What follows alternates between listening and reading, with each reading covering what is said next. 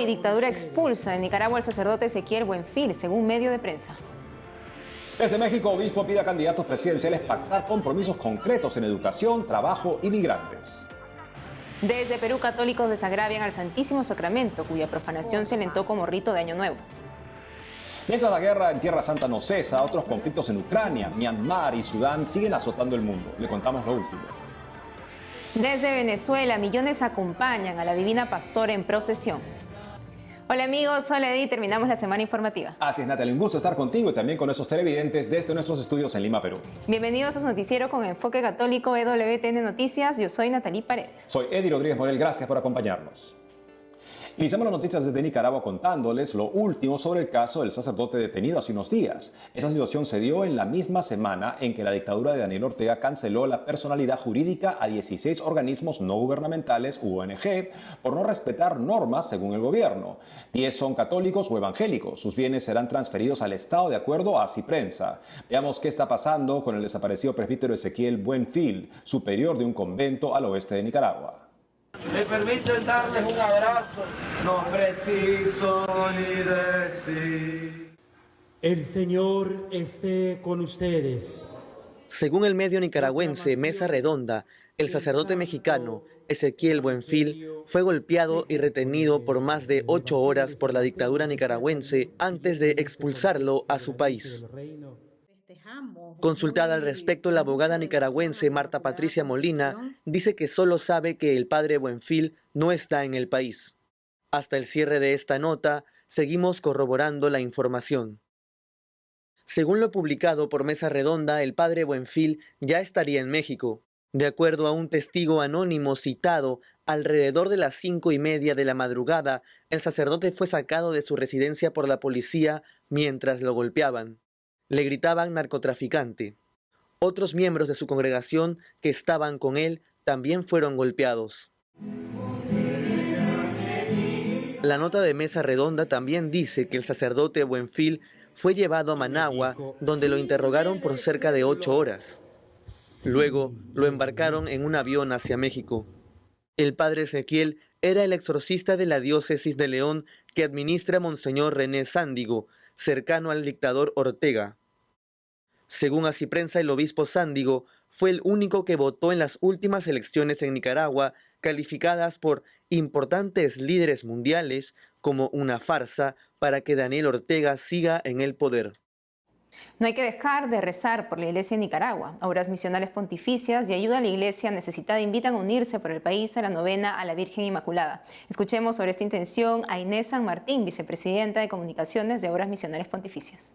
Por un lado, eso, la situación de la Iglesia en Nicaragua. El segundo es obviamente una respuesta concreta a el pedido de oración que realizó el Papa por la Iglesia en Nicaragua. Nosotros habitualmente haríamos una campaña de recaudación de fondos, pero tenemos un enorme desafío en este momento en Nicaragua por el hecho de que el gobierno está clausurando las distintas ONGs de la Iglesia Católica y como sabemos, como dijimos, hay una enorme represión por parte del gobierno hacia la Iglesia. Entonces, en ese sentido, hoy por hoy, no es una posibilidad para nosotros realmente enviar fondos a Nicaragua. Por eso la respuesta concreta, que como todo cristiano, como todo católico, realmente creemos en el poder de la oración y en el hecho de que cuando 2 o más personas se unen en su nombre, obviamente Cristo responde.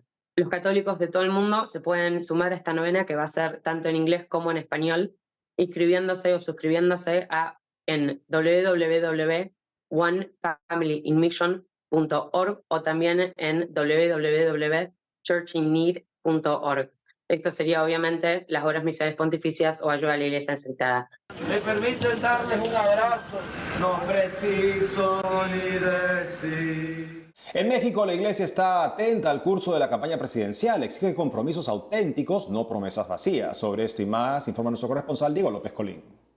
El Centro de Derechos Humanos Fray Ignacio Barnoya, perteneciente a la Arquidiócesis de Tuxtla Gutiérrez, dio a conocer que un sacerdote resultó con un rozón de bala de manera incidental en el brazo izquierdo afuera de su parroquia de San Dionisio Mártir en el estado de Chiapas. De acuerdo a medios locales, la balacera se desató al frente del templo. Además del sacerdote, otra persona habría resultado herida, mientras que el autor de los disparos fue detenido por las autoridades. La organización católica advirtió que casos como esta balacera generan en la localidad un ambiente de zozobra y miedo, al tiempo que ponen en peligro a las personas y familias que transitan por las calles y quienes pueden ser alcanzadas por los disparos. El Centro de Derechos Humanos exigió a las autoridades mexicanas, tanto a nivel federal, estatal y municipal, que cumplan su obligación de mantener la tranquilidad y la paz social con apego al respeto a los derechos humanos. El próximo 2 de junio los mexicanos elegirán a quién será su próximo presidente, así como también elegirán diferentes cargos a nivel federal. Es por esta razón que Monseñor Jaime Calderón Calderón, obispo de Tapachula, en la frontera sur de México, le pidió a quienes aspiran a un cargo público a priorizar en sus propuestas la paz y la seguridad. En este contexto, Monseñor Calderón llamó a los candidatos a abandonar las tradicionales campañas políticas cargadas de promesas, para, en su lugar, pactar compromisos de frente a necesidades reales. El mensaje del obispo se enmarca en un ambiente de creciente inseguridad y de violencia en la región. Monseñor Calderón también propuso a los candidatos abordar otros temas importantes, tales como es el acceso a la educación integral, la creación de fuentes dignas de trabajo, así como una política migratoria humanitaria y la equidad entre todas las personas. También destacó la importancia de respetar y promover la dignidad de los sectores más vulnerables, incluyendo niños, mujeres, alcohólicos, farmacodependientes y personas en situación de calle. El próximo 27 de enero se realizará la marcha juvenil al Monumento a Cristo Rey en el Cerro del Cubilete en el estado de Guanajuato, bajo el lema "Pedimos participación ciudadana, exigimos libertad religiosa". Cada año, este evento congrega a miles de jóvenes que suben hacia el imponente monumento, erigido en la cima del Cerro del Cubilete en homenaje a los mártires de la Guerra Cristera. Así, la peregrinación se convierte en un recordatorio vivo de la historia de fe y resistencia del pueblo mexicano durante la persecución religiosa que ocurrió entre 1926 y 1929. De acuerdo con Andrea Perea, presidenta del movimiento organizador Testimonio y Esperanza, la Marcha Nacional Juvenil número 42 se presenta como una manifestación de devoción y compromiso cívico. La líder del movimiento católico enfatizó que con esto se quiere hacer un llamado a la responsabilidad de los católicos ante la realidad del país. Al igual que los años anteriores, se espera una participación cuantiosa de jóvenes provenientes de todo el país. Según Perea, la meta de este año es superar la cifra récord registrada en 2020 que unió a 45,000 jóvenes. Reportó para EWTN Noticias, Diego López.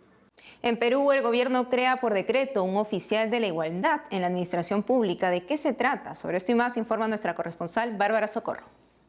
A mis espaldas tengo uno de los 7 paneles en los que se ve el rostro de Jesús en la hostia dentro del custodio. Este es un acto de desagravio ante la exhortación de un programa peruano en YouTube a profanar el Santísimo Sacramento como ritual de Año Nuevo. Se trata de la campaña Estoy Aquí, promovida por el colectivo católico Jesús Eucaristía. Animan a adorar a Jesús y cuidar la Eucaristía, luego de que una bruja instruyó robar hostias consagradas sin que sus entrevistadoras la cuestionaran. Lo que pasa es que hay varias formas. Para el padre Javier Crosby, este ataque al cuerpo de Cristo es producto de la mala formación de los católicos sobre lo que hay que actuar. Me encanta la reacción de la gente porque ha habido una respuesta masiva en contra, pero mucha gente a veces no sabe dar una respuesta de lo que están defendiendo. Lo que dice el catecismo, primero, saber qué cosa es el credo, los mandamientos, las oraciones y verdades que también debe conocer y los sacramentos. Ahí esto es básico.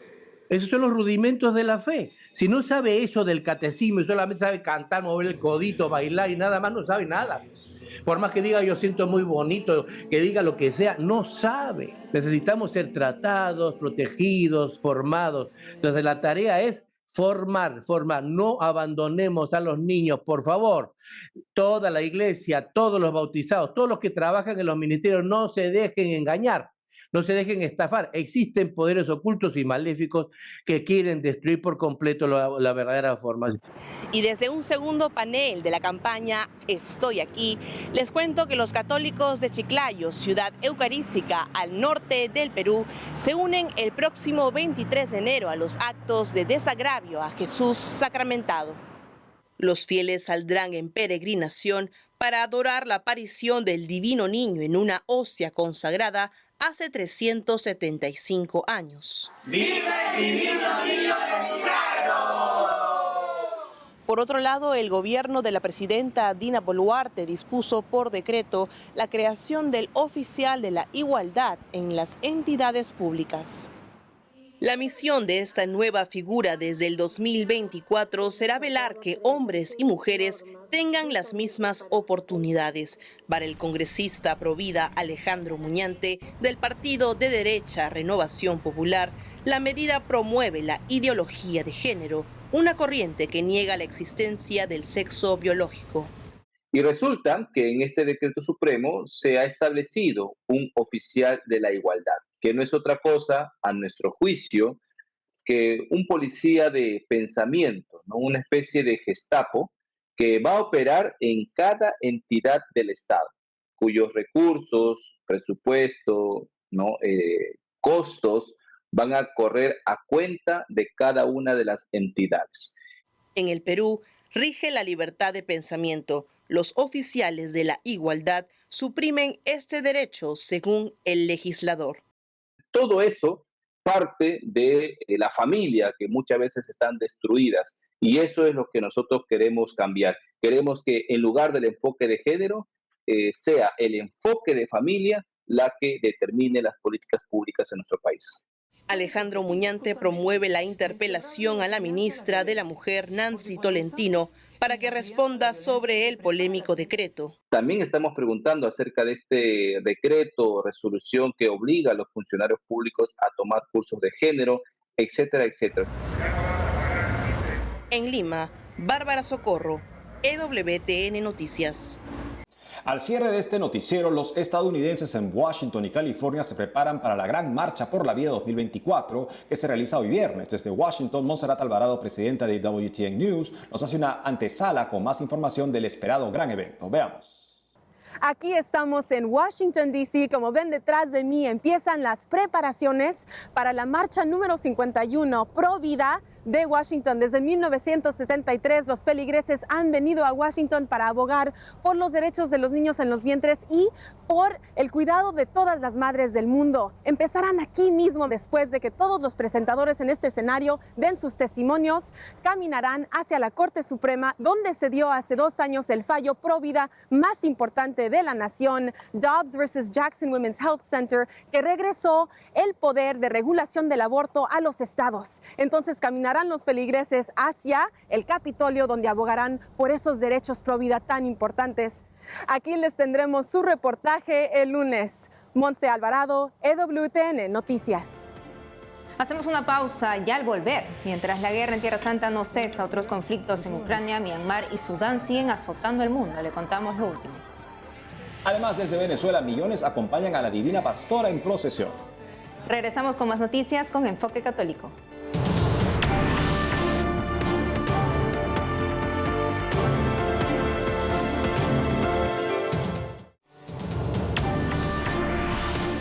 Ahora les contamos que el miércoles 17 último, medicamentos y ayuda humanitaria destinada para los rehenes en manos de Hamas y la población palestina llegaron a la Franja de Gaza tras el acuerdo entre Israel y Hamas, mediado por Qatar y Francia. Hay guerras más allá de Medio Oriente. Veamos qué está pasando en Ucrania, Myanmar y Sudán del Sur.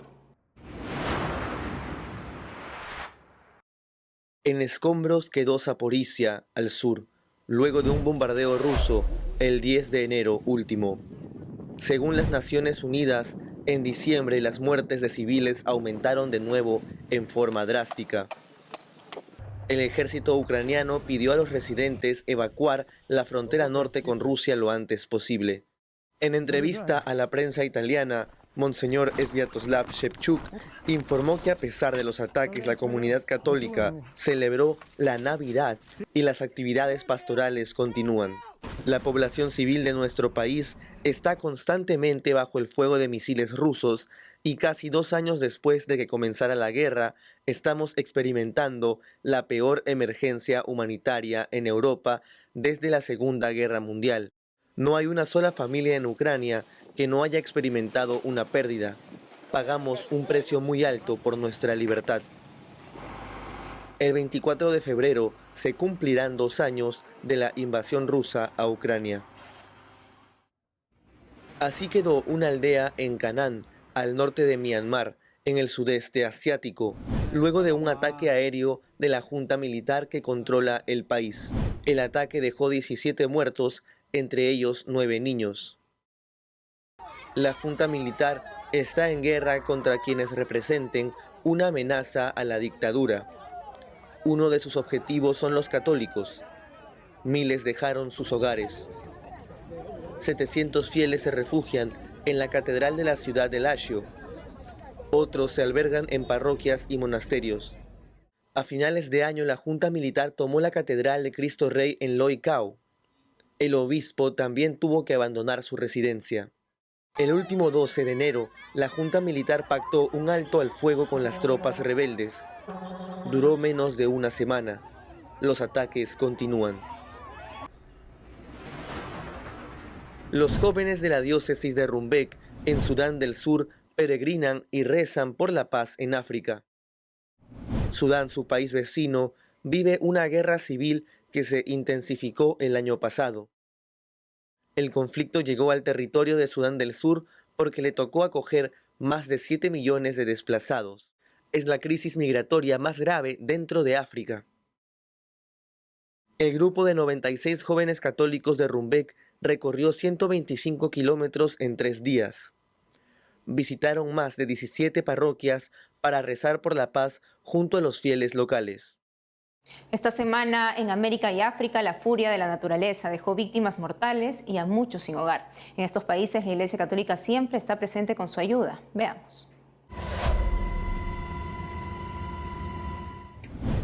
Un derrumbe en una zona transitada entre las montañas entre Medellín y Quibdó, al norte de Colombia, dejó 36 muertos, 7 desaparecidos y más de 30 heridos el último viernes 12 de enero. Gran parte de las víctimas estaban en una casa esperando a que el mal clima terminara para continuar con su camino.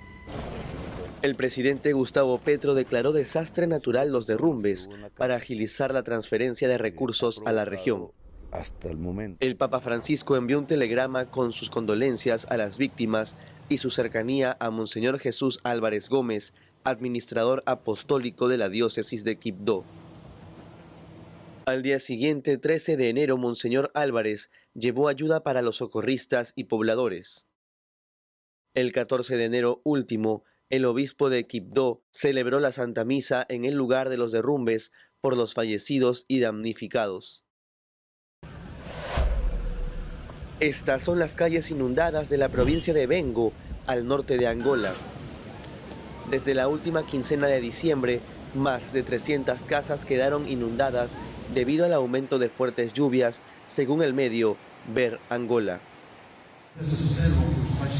El obispo de la diócesis de Caxito, jurisdicción de Bengo, Monseñor Mauricio Camuto, pidió a los católicos ayuda para los afectados. En su homilía del último 14 de enero dijo: debemos mostrar nuestra caridad, no cerremos nuestro corazón. Ayudémoslos con ropa y comida, porque según la información que estamos recibiendo, muchos de ellos lo han perdido todo y no han tenido tiempo de salir de sus casas. Invitó a que dejen sus donaciones en la Cáritas de la diócesis. El obispo también pidió a las autoridades del gobierno supervisar la construcción de casas para que no se levanten en zonas con peligro de inundarse. Inundadas quedaron las calles de Río de Janeiro al sur de Brasil, luego de múltiples desplazamientos de tierra debido a las fuertes lluvias del último domingo 14 de enero.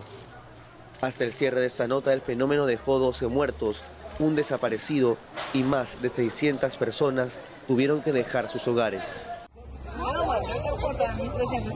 El cardenal Orani Tempestá, arzobispo de la arquidiócesis de Río de Janeiro, pidió ayuda para atender a las víctimas.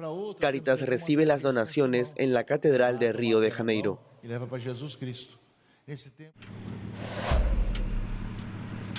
En Maggie Valley, Carolina del Norte, el hielo llegó a detener el tránsito. El frío extremo afectó gran parte del sureste de Estados Unidos. En esta zona, Una tormenta con vientos helados inferiores a menos 30 grados Celsius dejó más de 85.000 hogares y empresas sin electricidad. 10 personas que viven en la calle murieron por el frío. Algunas parroquias cerraron sus oficinas administrativas. En la Catedral de San Pablo, en Alabama, uno de los estados más golpeados por el frío, cancelaron actividades pastorales. Las confesiones serán todavía a las 11:30 de la mañana y la misa a las 12:10 de la tarde, y la iglesia estará abierta para esos tiempos. Hay una buena cantidad de hielo en las carreteras, muy pocas maneras de llegar a la catedral que no involucran puentes, y las temperaturas van a permanecer bajo congelación todo el día. Aconsejamos quedarse en casa, pero estaremos aquí por si acaso. Hagamos una oración por la seguridad de todos los que deben estar fuera hoy. Las ciudades del sur estadounidense registraron al menos 25 milímetros de nieve en 24 horas, algo que no pasaba desde hace 2 años. Las escuelas suspendieron las clases. Nos despedimos viendo a millones de venezolanos acompañando a la Divina Pastora en procesión. Nuestro corresponsal Andrés Enríquez nos cuenta. Hasta el lunes. A pesar de los obstáculos y de las dificultades, el pueblo venezolano mantiene su fe intacta. Así lo demostró el domingo pasado, 14 de enero, cuando peregrinos de todo el país llegaron a la ciudad de Barquisimeto para acompañar a la Madre de Dios en una de las manifestaciones marianas más grandes del mundo. Más de 2.700.000 personas participaron en la procesión 166 de la Divina Pastora, según informó Adolfo Pereira, gobernador del estado Lara. Las calles de la ciudad se desbordaron de peregrinos, cada uno con una historia particular, con sueños y dolencias propias, y con necesidades y agradecimientos personales que todos querían colocar a los pies de la Santísima Virgen. Desde mediados del siglo XVIII, la Divina Pastora quiso quedarse en Barquisimeto y desde entonces no ha dejado de conquistar el corazón de todos los venezolanos. Este año, la visita a la Divina Pastora buscó afianzar la unión y la participación de todo el pueblo de Dios en la vida eclesial, teniendo como punto de partida la comunión de los santos, propuesta siempre por la Iglesia a lo largo de los siglos. La imagen de la Virgen recorrió más de 7 kilómetros a lo largo del día, desde la iglesia de Santa Rosa hasta la Catedral Metropolitana de Barquisimeto, en donde Monseñor Mariano Parra, arzobispo emérito de Coro, celebró la misa de recibimiento. No es fortuito que esta procesión se haya realizado 166 veces y que cada día crezca más el número de personas que acompañan a la Divina Pastora, constituyéndose así en una de las manifestaciones más grandes del mundo. Monseñor Parra recordó la razón fundamental de la veneración a la Virgen María, acercarse más a Jesús y dedicar toda nuestra vida a su causa. Además, sobre el lema de la procesión de este año, con María, caminemos en comunión, remarcó la necesidad de la unión y el encuentro en Venezuela. María, bajo la vocación de la Divina Pastora, hoy nos pide que como discípulos de su Hijo, aprendamos de ella a vivir solo para Cristo y a su servicio. Esta es nuestra razón de ser.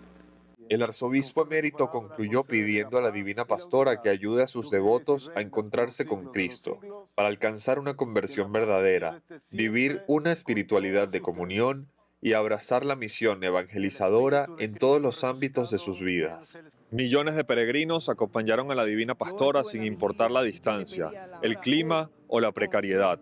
Hombres y mujeres, ricos y pobres por igual, incluso creyentes y no creyentes. En Venezuela, la Madre de Dios está arraigada en la cultura y en lo más profundo de cada corazón. Desde Caracas, Venezuela, Andrés Enríquez, EWTN Noticias.